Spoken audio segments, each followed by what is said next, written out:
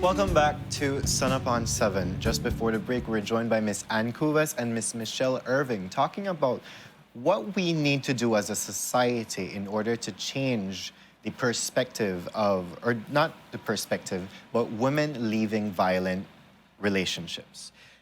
Another interesting topic that we are about to embark on is the topic of sexual harassment in the workplace. Where does it begin? How does it manifest itself? And what we can do in order to stop such. And we're here joined with Miss Cynthia Williams, who is the Human Development Coordinator for Women and Family Support Department, and Mr. Magnificent Stephen Okeke, who is an educator and entrepreneur. And we're about to talk about this very alarming subject in our society. So good morning to both of you. Welcome to Sun Upon 7. And how are you both doing this morning? Good. I'm doing pretty good, actually. It's a sunny day. Hopefully it keeps that way for the rest of the day. Definitely. And you have the right colors to call out the sun and keep it stay with Hopefully us. I have that power today. You got it. You got it. How are you doing, Mr. Okeke? Very well. Thank you very much. All right. Thanks for the So it's a topic that I believe still is very taboo, especially in a workplace itself. You know, you go on the streets, you hear, oh, sexual harassment this, sexual harassment that, but actually in a workplace, people seem to be hush-hush about it. Sexual harassment. Could we define sexual harassment for our audience? All right.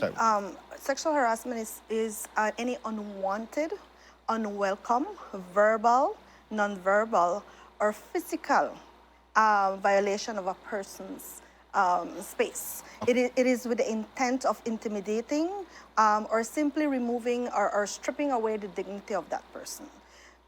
It does sound all complicated when we hear the definition, but that is the legal definition, because we do have legislation in Belize that protects individuals from sexual harassment within the workplace, within educational institutions, as well as accommodating arrangements, which means, for example, renting of properties or any type of business arrangements. And so what it basically means is that people who feel that they have the power to infringe themselves on someone else, particularly looking at sexual aspect of it, is what we would then define sexual harassment as. In other places, sexual harassment goes beyond the workplace, educational assistance, institutions, and also business, accommodating arrangements. It goes within the public, on the street. Belize hasn't gotten there. Right. Hopefully we will get there one day, because we do see a lot of, especially young women, being sexually harassed on the street. And not to say that boys don't experience that as well, but data does continue to show that, unfortunately, women and girls are the ones who are disproportionately affected. Even in the workplace, again, the same thing. We do have harassment incidents where men are also affected, because when we look at the issues of violence, sexual harassment is a form of gender-based violence, just as domestic violence. And so we do have women and men being the ones who are recipients of those type of actions. Yeah, thank you for sharing that. Yes. Yeah, go ahead. You mentioned in the definition any unwanted verbal, nonverbal, and physical acts in a person's space. The word unwanted, it struck something in me just now, because I've seen at workplaces, you have men, come here, baby, to their co-workers, or come make a sit down, on my lap, things like that, and the girl willingly does it. Unwanted. Wouldn't the fact that in a workplace on a whole, you're doing such acts be classified as sexual harassment as well? When we look at the issue of sexual harassment, we also have to be very careful, because the issue of power comes into play very strongly. Okay. Often we might think that when it comes to the incident that you said, come baby, and the girl or whosoever it is comes willingly and does that, we have to look at who is in power in that situation. And if the person who is making the invitation, in quotation, is the one with power, we have to look at how will that be received on the other end. Okay. And that is why the discussion of sexual harassment often is very difficult, because we have normalized certain behaviors in the workplace. Right. We have taken certain behaviors as jokes. and it's part of the environment. You know, you can't take a joke, you're too thin-skinned. And so we have to really look at not only the action and the conduct, but also how it is received on the other person. And whether the issues of power are at play, then it constitutes the issue of sexual harassment. Even within those two persons who may be on the same level, what are the things that the other person on the receiving end might feel that they will be in any way damaged or affected negatively if they do not agree or willingly go and submit into there that we type go. of behavior. That's the key So we point have there. to really look at the power play of the workplace issues within institutions, within accommodating arrangements, because what does that person have to lose if they don't comply, if they don't agree, if they don't willingly submit into that? And often that is the part that often we don't talk about, whether it's those that are facing the experiences faced by men or by women. It is that that we have to really understand when it comes to sexual harassment. Yeah. Okay. And then I've had this conversation with some of my female friends and people in general that they would say after so much time of, you know, getting coerced into it, you kind of feel like you just want to give into it just to get over it, right? So you can see again how power manifests itself, that you just get pushed by the pressure to say, yes, I'm going to give in to this, right? And one of the things that we also have to remember, I think probably you all will be familiar with the term grooming. Often that term is used when it comes to sexual violence with children. Children, indeed. Grooming is an action that is used by perpetrators of violence in all forms. And grooming is also used in aspects of sexual harassment, is used in aspect of other forms of gender-based violence. And so when we talk about grooming, we have to also recognize that sexual harassment starts very small in ways that a person might not even be able to identify it. Right. And so when it comes to the point that they are really uncomfortable, they're at a point that maybe they feel that they cannot say anything or do anything about it, or they have not been able to really document what has been going on. But what I always say is, if there's a nagging feeling or any feeling that you feel, you know, I don't agree with this, I don't feel comfortable, then that already is something where we have to also voice it out and be able to say, I don't agree with it. And we've had some instances where it was sexual harassment and it became so much that the person kind of consented. That's the word that is used. Right. But consent, we have to be very careful how we use consent, because That's often why I it is touched on at the point where they no longer have that consent and they Exactly. just go with Right. the flow. Exactly. Mr. Okeke, where does sexual harassment begin from? I know we were talking with our previous guests about, you know what, you're coming from a home. It starts from the home where, you know, men and the boys and the girls are grown up different. Men are taught to be, you know what, more masculine, and, you know, as a form of masculinity, they can get anybody they want or cat talk to anybody they want. Where can you say sexual harassment begins from? I think you have to look at it from two directions. And one is that where we say that where there is no law, there is no sin. If there is no law against something, then that thing is not wrong. Right. So if you find yourself in a situation where you do not know that something is wrong, you may be doing it with all the good intentions, but it's still wrong based on that law. So if we do not educate people, explain to people what sexual harassment constitutes, sometimes they feel unfair that it's being used against them, even in the workplace. You can't come to a workplace situation and suddenly maybe want to prosecute people or blame people for sexually harassing their co-workers or their subordinates when they have no idea that that thing constitutes sexual harassment. Especially with new laws, there are sometimes improvements and changes and adjustments every time that you are not even aware of. So what you believe was sexual harassment a year or two ago may actually have changed. Right. And today, looking at somebody could constitute sexual harassment because the person thinks they don't want to be looked at, even though they never said so. And you had always known that you were just admiring the person, and the person feels invaded. So it's important that when you come to the workplace, that the organization explains, part of the employment package, explains to the staff what constitutes sexual harassment and what constitutes, as she was just saying, what will constitute forced consent. It's even worse where you have large number of people together whether young or middle-aged people, large number of people working in enclosed spaces.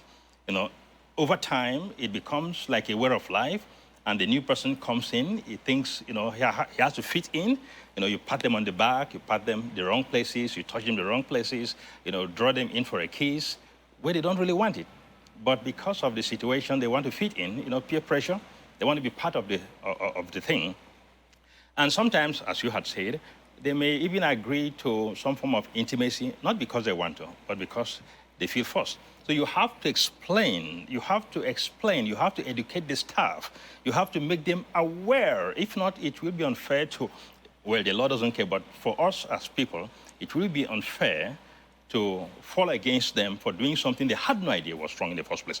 At other times, you may find the other part of it that really, really, really falls against men, where people have sexual experiences together, and over time, one partner begins to regret the sexual experience and decides it is either rape or sexual harassment, and the man always takes the fall. So even though some people might say it takes the spontaneity from the whole action, well, sometimes you better discuss what you're going to do on text before you do it. Definitely. It's unfortunate, but you may say, but it takes away this, just, when we meet, whatever happens, happens. Yeah, but in this new world, the fall goes against the sun. So after some time, the person might decide, you know what, I didn't really like what I did, so it's rape, so it's sexual harassment. And that is dangerous. Another aspect of it is also to, that may come from home or from society and community educating each other to know that a woman's emotional intelligent processing is different from a man's emotional intelligent processing. Okay. So sometimes a woman might feel bad and want to talk to somebody, want to be with somebody, which she also might interpret as wanting to have sex with somebody.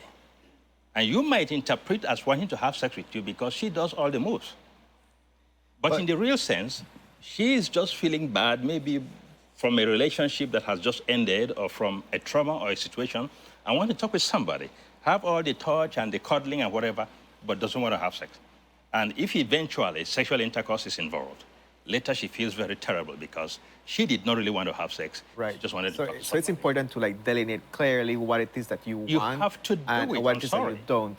And I'm thinking as we talk about sexual harassment, Ms. Cynthia, and I'm going to invite you here, is that we're talking about this. So there's legislations that protect persons against sexual harassment, but I'm thinking one of the practical things that we can do is establishing boundaries and speaking up whenever you feel sexually harassed, right? So how can we harness this within people before we have to go ahead and report it? How can we stop it there and then? Well, one of the things that we always encourage, because it's not even in law, but we encourage businesses, all institutions, to develop policies that outline sexual harassment, that it is not well received, it is a zero tolerance for it within the workplace, and what are the things that is constituted when they say what is sexual harassment, what are the processes for persons to take if they find themselves in that space or in that experience, and also what are going to be the things that will happen to anyone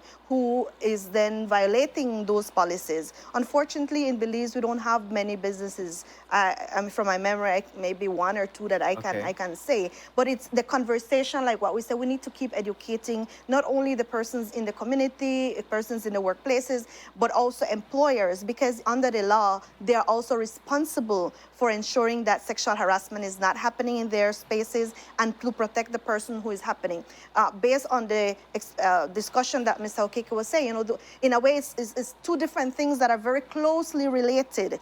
And so this is where the complexity comes in again, because people don't discuss and don't engage in discussions that clearly outline what each of them wants, and to really be able to define and understand whether they both want it. And even if at any point those two persons may have engaged in any type of relationship, what we have also seen in the past, just like what you had started the conversation earlier, is that when the person needs to leave now, they no longer want the relationship, sometimes the harassment then begins. Maybe it was not before, but then after. So it's a very complex situation that often you have to look at it as a case by case. But at the end of the day, we have to look at it as being unwelcome. Conduct Unconsented. and without that doesn't, the person does not consent to it, and we have to look carefully at consent as well. How do we get the person itself to speak up? That's what I'm trying to get. And in that regard, just to expound on that, you mentioned policies. Sometimes the very same policymakers or the person who you have to report to are the ones conducting these acts. So how then can a person speak up? Generally, and when it comes in that situation where the person who I'm speaking to is actually the one who caused this. Right. The act does provide for the person to bring the case before the court. Unfortunately, it's only within civil court. Okay. And so the person can take the case. And one of the things I think Belize was very progressive because we developed this act way back in 1996. Right. Unfortunately, there has not been a case brought before the court. There was a few amendments in 2000 that were made, but one of the things that we find, and we've been discussing at how do we strengthen it, because then it will impact how people can then feel comfortable, feel that they will be able to make a report and actually get some sort of justice. To be able to then look at the legislation and find ways how to strengthen it, because in the current legislation, the victim has to prove the case. And so often at the beginning, like I said, they are not documenting these things. They're not saving anything, and often, in a recent case, the texts and the things that were sent to the person were so gross, it's I can't even describe Gross it. misconduct. The person deleted those things because they didn't want anyone, her partner, her children, to see that. And so that is something that we try to talk to people about. If they get sent anything, don't delete it. Keep it there. If you don't want to keep it on your phone, do a screenshot, send it to somebody who you trust, who can then be supportive of what you're going through and be able to also guide you, so that then you can have those things, because a lot of people don't know. Unfortunately, you need that as evidence to demonstrate that this is what has been happening and this is what you are fighting against, and then you are able to take it to court. All right. Thank you for that. I just want to touch on, just not touch, but basically just highlight something that you said. We've had the Sexual Harassment Act since 1996, and unfortunately no case has been brought underneath that act. That was highlighted when Honorable Justice Schumann was here. And she said, have you even heard about the Sexual Harassment Act? I, as a lawyer, yes, I've heard about it, but like you rightfully said, there has been nothing brought to the court with that act, right? So, Okeke, you wanted to say something? No. Well, as part of the conversation, it is important that some of these things are prevented before they occur. Because for some people, when those things happen to them, it becomes a lifelong trauma. For others, they could just brush it off and move on. So it's essential that when you are in a workplace relationship, you have to look at your relationship in a workplace different from your relationship outside the workplace. There are some rules of engagement that should apply. Just like a gynecologist, when you are doing your job, it's a technical operation. Whatever you see is technical. It's a birth canal, nothing else, nothing sexual to it. Outside that, you go back to your family, you go back to your spouse. It's a different operation completely. Right. Yeah. So when you're in a workplace in that confined relationship, in that interaction, you have to see your coworker as a person. Professional not a woman, person at that. Not a man, as a person. And their body belongs to them. Not to you, not to the community, not to the government. It belongs to them to do and to use as they see fit with whomever they share that they see fit with. Got it. So that they are having a sexual relationship with somebody does not give you access. No. So it's a completely technical relationship. You can't look at them, you can't see them, you can't admire them, you shouldn't compliment them. Because sometimes it's essential that if you want to compliment somebody, you ask them, can I compliment you? Right. Because some people feel offended if you compliment them. They feel attacked, they feel invaded. But I just complimented them. But hey, you should not. You don't have to, especially in the confinement of the workplace. Right. If it's outside, they can cuss you out. But in the workplace, they are constrained. So you can't do that. You shouldn't. You should not do that. Now, even if the person, even if you touch them casually, like you would have done outside, you can't do that in the workplace. But the employer should also have to help explain that. If you can't do that, you should be able to call in an expert to do that. Some men will say, for example, why do I have to do all that and go through all that because things happen in the society? Hey, the catchphrase is that your dick is safer in your pants than in jail. So once you get that together, you're good. Now, as an employer, it happens a lot. We advise people, don't get into intimate relationship with anybody in your workplace. It's like defecating on your own bed. There's policies It never with ends that. up well. Even if there's no policy to it, it never ends up well. If you broke up, it's a mess for your job. If you stay there, it's a distraction for your job. So you don't do it, don't do it, don't do it, like, don't do it. No matter the feeling you have, don't just do it. Now, for the employer, people do it not because you get this person employed, they say, you know what, you are in authority position. If you're a counselor, you are in authority position. The person sees you as the best man, better than their boyfriend, their girlfriend, whatever else, or their girlfriend. They see you as, that special good. So don't get into intimate relationship with your Co-worker employee. or employees, right? Because actually, it's a meal ticket for life, if you do. And it's a ticket for continual employment, whether you like them or not. Because when you fire them, there is no way you can explain that it's not because they stopped giving in. And if the person who you fired, who you have been in a relationship with, you fired, understands their right, there is no way you can explain if they decide to take you up. But some people get into this relationship and they get fired, but they're embarrassed and ashamed to talk about it. And then they feel so hurt, and then they feel the employer is too powerful for them to do anything about. There is law protecting you. You have to know as a woman, because women are often, they take the fall in that area. Right. There is law protecting you as a young person who gets into a job, and this person takes, well, it has to be said to be taking advantage of you because they are in authority position. You couldn't say no. Even if you said yes, it's likely because you want to keep the job and you want to find favor. And when they stop finding favor with you, or they find somebody else, or bring in somebody else, or you're getting so assertive, they find reason to fire you. With the protections of the law, they can't fire you.